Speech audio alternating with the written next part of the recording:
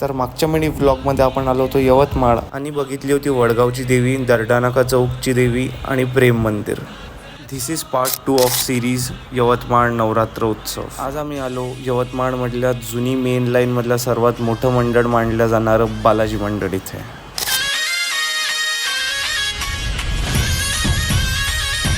त्यानंतर आलो आम्ही स्टेट बँक चौक, जिथे कौलाच्या महलाचं डेकोरेशन केलं होतं.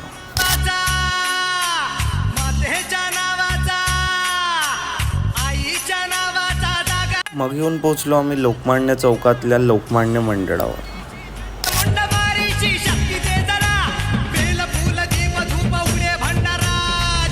यवतमाळमधल्या देवींचे मंडळ तर पूर्ण कव्हर केले, पण आता वेळ होती ती यवतमाळच्या राणीचे दर्शन घेण्याची.